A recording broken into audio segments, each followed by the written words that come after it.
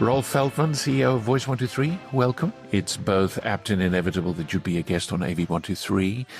2024 has been a tumultuous year, to say the least, and the tsunami that is artificial intelligence has left few industries untouched, but has certainly profoundly impacted the creative industry and the voiceover industry in particular. Now, as a first question, what is your assessment of what's been happening, and how is Voice123 dealing with it? Well, first of all, Carl, thanks for having me on the podcast. I know it's Voice123 interviewing Voice123, but it's nice to talk to you in this setting. So it's a big question to start off with. So even though AI, I think, is accelerated in the last 2 years, it's been on our mind and it's been in our plans for the last maybe 8 years already. I joined in 2016. I remember that being the first conversation I ever had with the board of directors, like, what is AI going to do?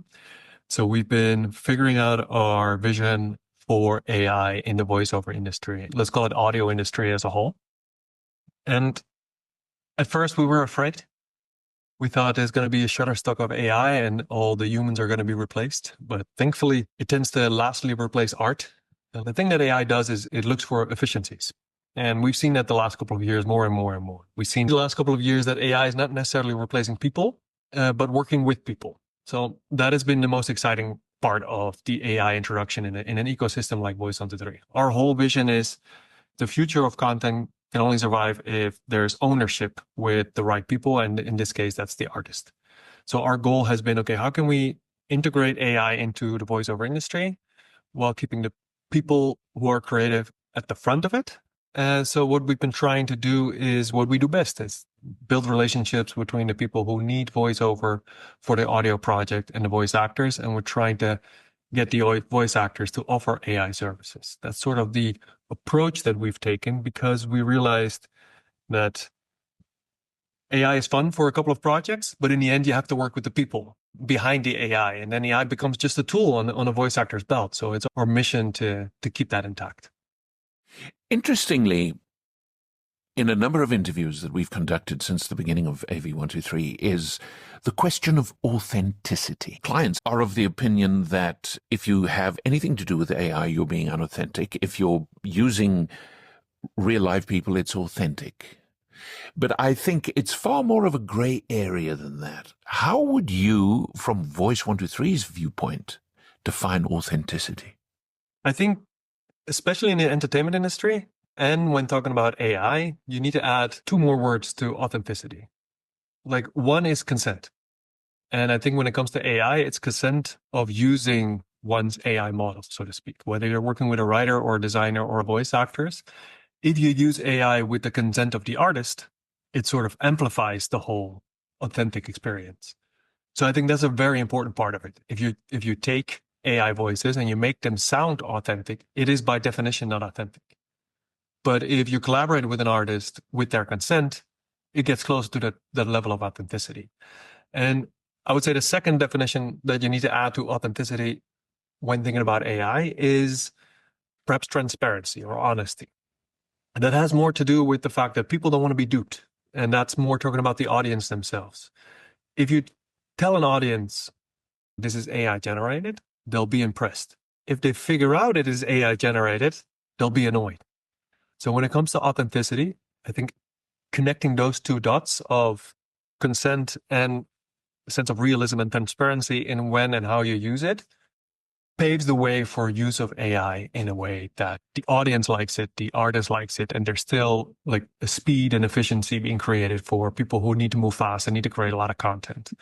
If you do those things, I think there's room for AI, and it's not necessarily excluded from the authentic realm. I know you can go all different directions with this discussion, but I think those 2 are fundamental, because in every creative relationship, it's between people. And it's already hard enough as it is to convince people to sell your ad or to create a convincing ad, let alone by using AI. So I think if realism and authenticity and honesty shines through, I think you can use AI. When the AI tsunami first struck, a veritable choir of global creatives leapt up on every conceivable social media stage yelling, "We're all going to die." But that doesn't seem to have happened. Why not? No, but like I don't want to be a naive optimist. I think there is like if I was in charge of an ad budget, which are always tight, I'm looking for ways to make it cheaper, right? And it's that driving force that pushes AI further into the entertainment industry. But it's short-term thinking.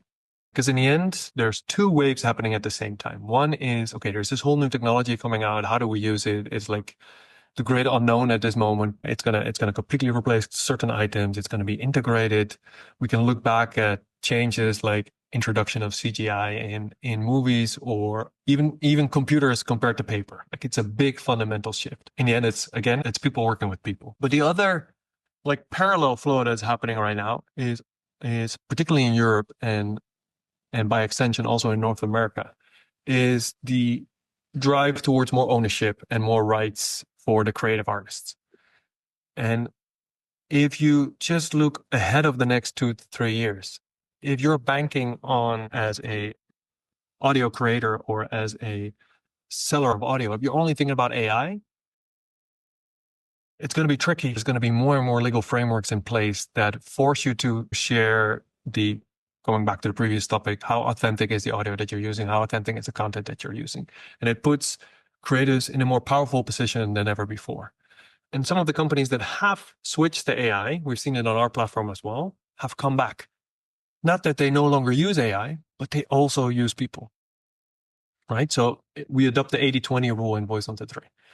Like it's not something we thought of, but it's something that we see in the people that leverage AI. We see that some clients, we call them clients on Voice on 3, they use 80% of AI when fulfilling a project, but they need 20% of the project to be done by the actual person, right? Maybe the more creative part or the more convincing part, or maybe it's just one of those words that even how good AI is, it still cannot do it. And it's just faster to have the person on speed dial. It is wild to imagine on a site like Voice on the 3 that people are so fast in auditioning that sometimes our client thinks, hey, this must be AI. No, people are just really fast and really good at what they do. Like sometimes it's just faster to work with a person.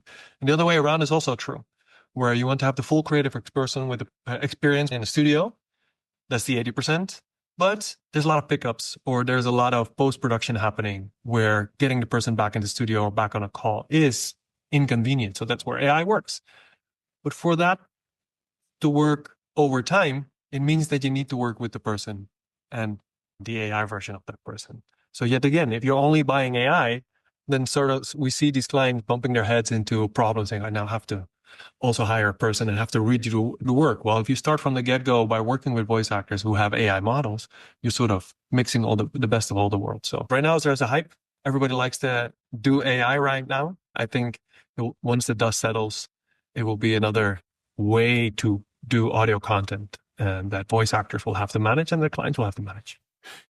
Interesting point. And also with direct reference to authenticity, what ethical consideration is Voice 123 prioritizing to ensure fairness to voice actors? Fairness of voice actors. So we're trying to work with a number of institutions, not just the union, but other voice actor interest groups to help come up with like a legal framework that allows voice actors and clients to work on templates that sort of protect both sides.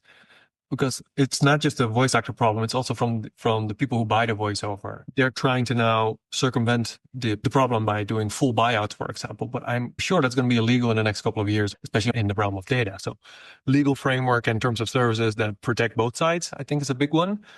And what we're trying to do specifically on Voice on the 3 is that we have followed Adobe's example of trying to make sure that we sign and track every single piece of audio file that gets exchanged between people. So there's never uncertainty about where the original piece came from or whether the original piece was a person or generated by AI.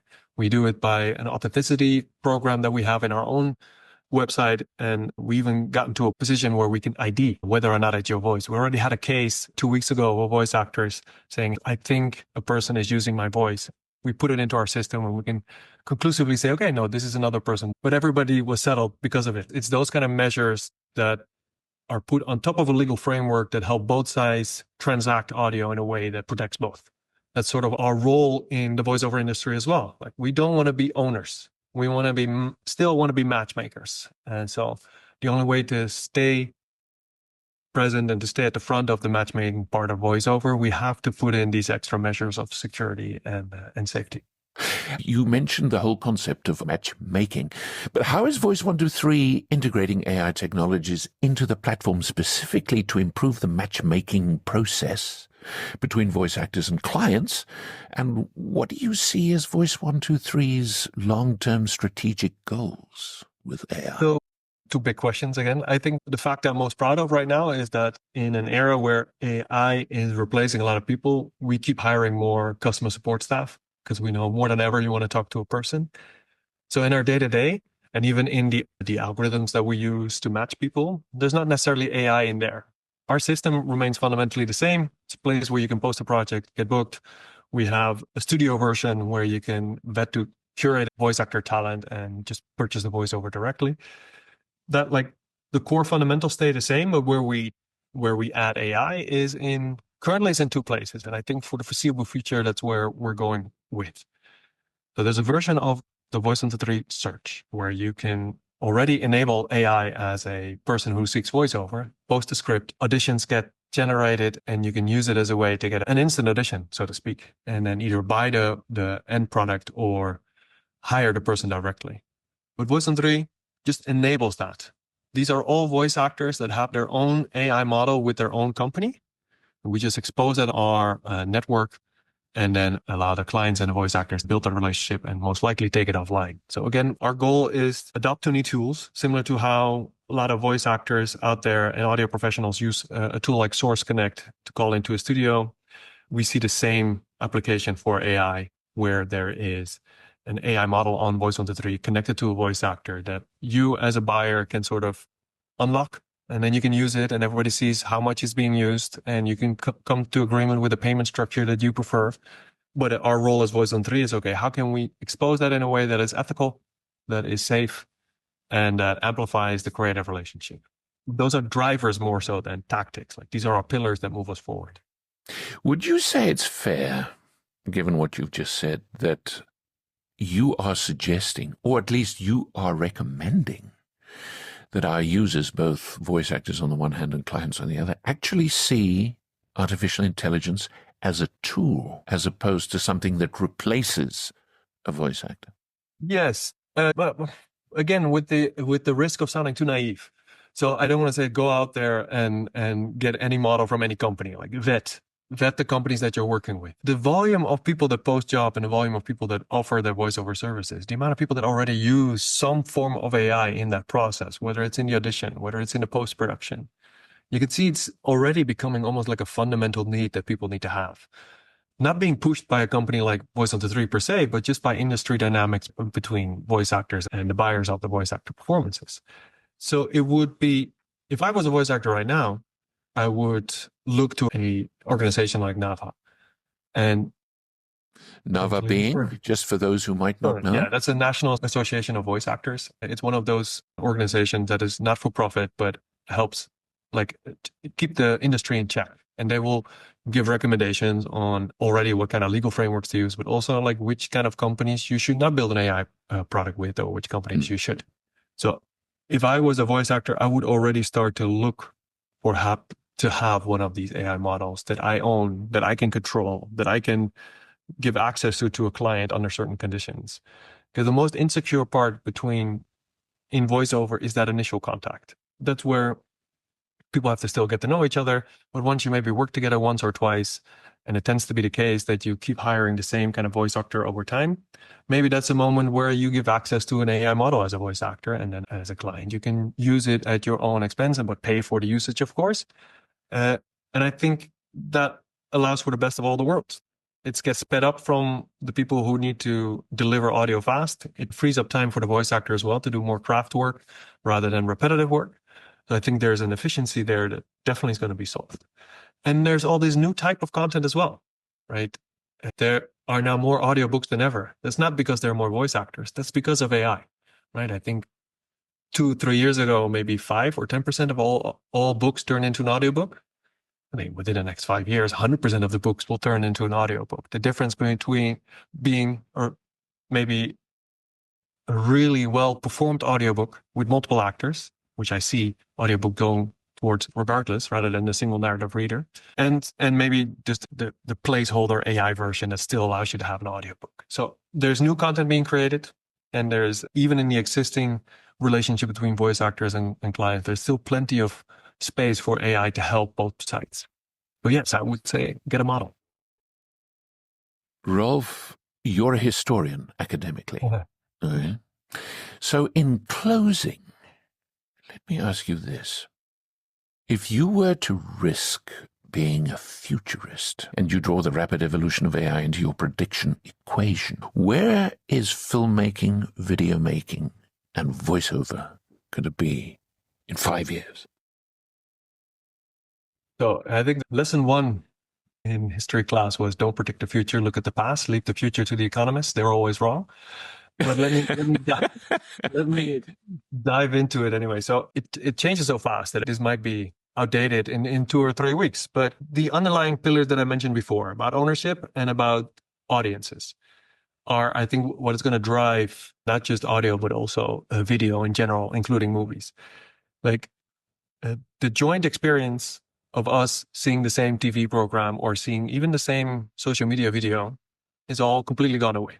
All videos now have 2 million views instead of that 1 billion view video, right? We're all segmented into our different niche and our different audio space with our own bubble, and it's hard to get out. So I'm viewing completely different content than you. I'm viewing completely different content than my wife, right? It's so specific, and there's all these small communities, which for the people who create content, they need to reach so many people, and they cannot do it by a single medium. So if we're looking 5 years ahead, I think the companies that survive are able to not try to pitch to everybody, but really segment their audience that they want to reach and go hard after them. But also I think that us as an audience will have more control over the type of content. There's a thing like dynamic audio advertising. There's already the generative part of AI allows us as an audience to also reconfigure the content that we're watching. I believe that we get to a place where if I don't like the ending of my Netflix show, I get to regenerate a different ending. And the same for advertising. It almost needs to have a model approach where I, as the audience, interact with what I'm listening to and interact with what I'm seeing and make my decisions based on that. So if I was in the creative industry right now, I would be like very excited about all the different forms of content that you get to try in the next couple of years. Because God knows what's going to happen. As long as we do it in a safe and transparent nature, and we make sure that everybody in the process is rewarded, I think it's going to be an amazing couple of years. I think that's the best conceivable spot to end this interview. Rolf Veldman, CEO of Voice123, thank you very much for joining us on AV123.